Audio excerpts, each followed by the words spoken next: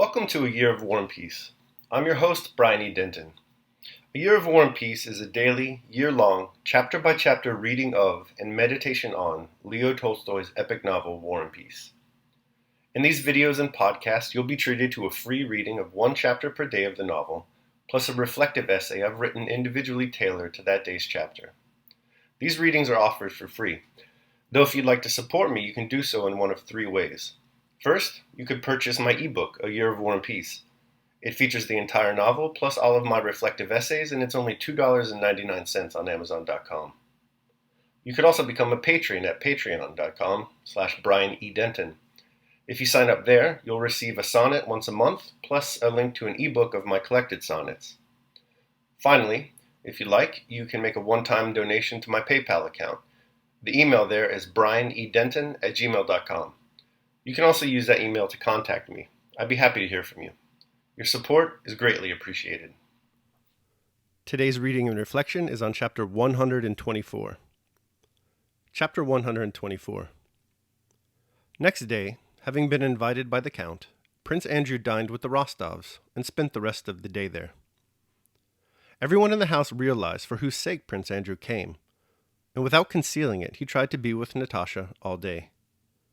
Not only in the soul of the frightened yet happy and enraptured Natasha, but in the whole house, there was a feeling of awe at something important that was bound to happen.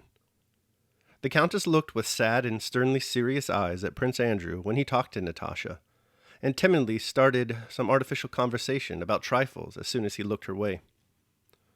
Sonia was afraid to leave Natasha and afraid of being in the way when she was with them. Natasha grew pale, and in a panic of expectation, when she remained alone with him for a moment. Prince Andrew surprised her by his timidity. She felt that he wanted to say something to her, but could not bring himself to do so. In the evening, when Prince Andrew had left, the Countess went up to Natasha and whispered, "Well, what?"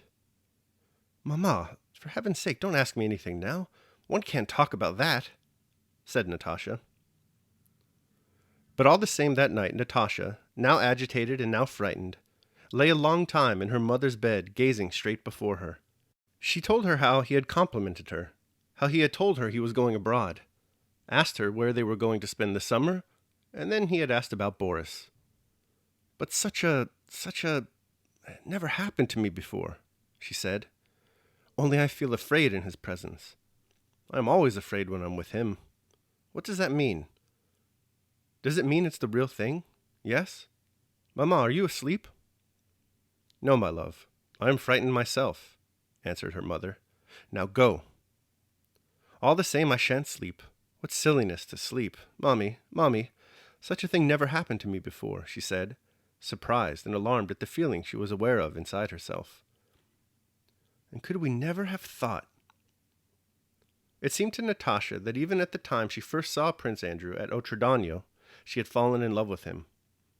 It was as if she feared the strange, unexpected happiness of meeting again the very man she had then chosen. She was firmly convinced that she had done so, and of finding him, as it seemed, not indifferent to her. And it had to happen that he should come specifically to Petersburg while we were here, and it had to happen that we should meet at that ball. It is fate. Clearly it is fate that everything led up to this. Already then, directly I saw him, and I felt something peculiar. "What else did he say to you? What are those verses? Read them," said her mother thoughtfully, referring to some verses Prince Andrew had written in Natasha's album. "Mamma, one need not be ashamed of his being a widower." "Don't, Natasha. Pray to God, marriages are made in heaven," said her mother. "Darling Mummy, how I love you, how happy I am," cried Natasha, shedding tears of joy and excitement and embracing her mother. At that very time, Prince Andrew was sitting with Pierre and telling him of his love for Natasha and his firm resolve to make her his wife. That day, Countess Helene had a reception at her house. The French ambassador was there, and a foreign prince of the blood who had of late become a frequent visitor of hers, and many brilliant ladies and gentlemen.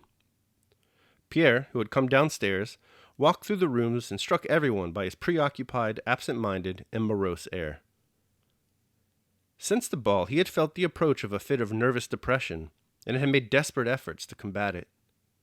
Since the intimacy of his wife with the royal prince, Pierre had unexpectedly been made a gentleman of the bedchamber, and from that time he had begun to feel oppressed and ashamed in court society, and dark thoughts of the vanity of all things human came to him oftener than before.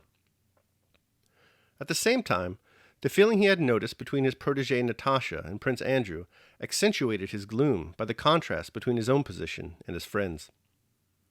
He tried equally to avoid thinking about his wife and about Natasha and Prince Andrew.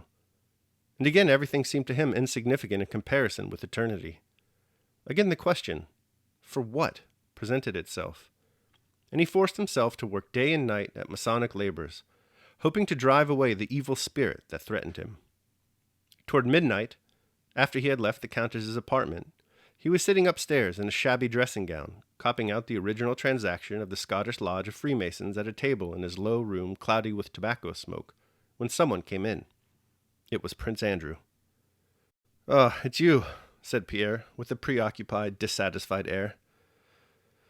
"And you see, I'm hard at it." He pointed to his manuscript book with that air of escaping from the ills of life with which unhappy people look at their work.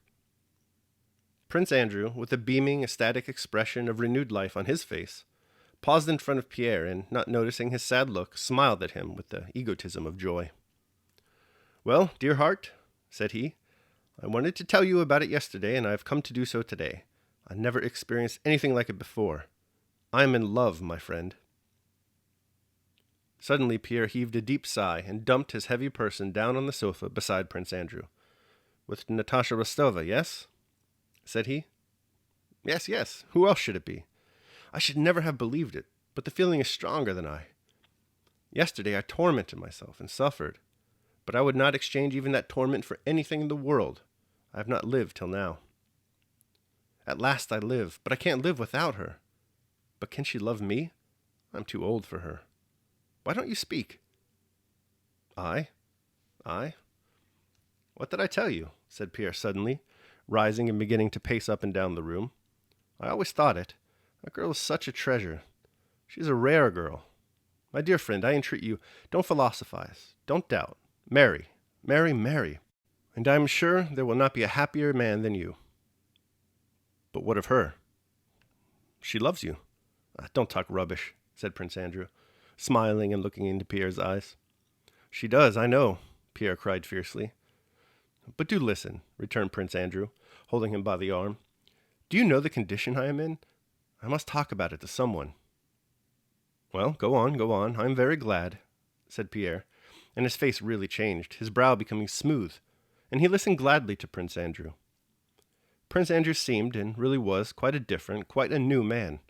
Where was his spleen, his contempt for life, his disillusionment? Pierre was the only person to whom he had made up his mind to speak openly, and to him he told all that was in his soul. Now he boldly and lightly made plans for an extended future, said he could not sacrifice his own happiness to his father's caprice, and spoke of how he would either make his father consent to this marriage and love her, or would do without his consent. Then he marveled at the feeling that had mastered him, as at something strange, apart from his independent spirit. "I should have not believed anyone who told me that I was capable of such love," said Prince Andrew. "It is not at all the same feeling that I knew in the past. The whole world is now for me divided into two halves. One half is she, and there is all joy, hope, light. The other half is everything where she is not, and there is all gloom and darkness." "Darkness and gloom," reiterated Pierre. Yes, I understand that. I cannot help loving the light. It's not my fault. I'm very happy. You understand me? I know you are glad for my sake." Yes, Pierre assented, looking at his friend, with a touched and sad expression in his eyes. The brighter Prince Andrew's lot appeared to him. The gloomier seemed his own. All right, that concludes chapter 124. I will now proceed to my reading and reflection on the same. A Year of War and Peace, day 124. Through Weal and Woe. Today's chapter is a veritable cornucopia of passions and fervency. Natasha and her mother are simultaneously panicked and elated at Prince Andrew's transparent visit to their home. Prince Andrew is in more love than early 60s Beatles lyrics, and his friend Pierre is as despondent and gloomy as a post-war French intellectual or an American who read Nietzsche too early in life. It's Pierre, however, that we should focus on today. His character, his essential goodness, really shines through in today's reading. He's still desperate, ashamed, and bleak in his outlook. He's still hopelessly grappling with the questions of finding meaning in a meaningless universe. He's still fat. Despite his troubles, he's able to remain a good friend to Prince Andrew. That takes real strength. It's likely, given what we know, that Pierre has romantic feelings for Natasha.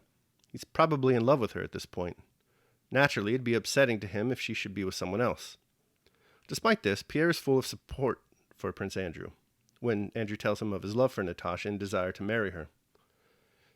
Pierre doesn't allow his sour mood, nor his feelings for Natasha, to preclude him from advocating for his friend. We're even told that, quote, the brighter Prince Andrew's lot appeared to him, the gloomier seemed his own, end quote. Regardless, Pierre supports his friend. Daily meditation.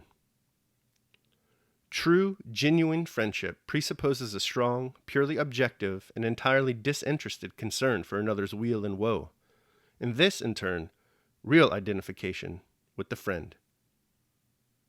Author Schopenhauer.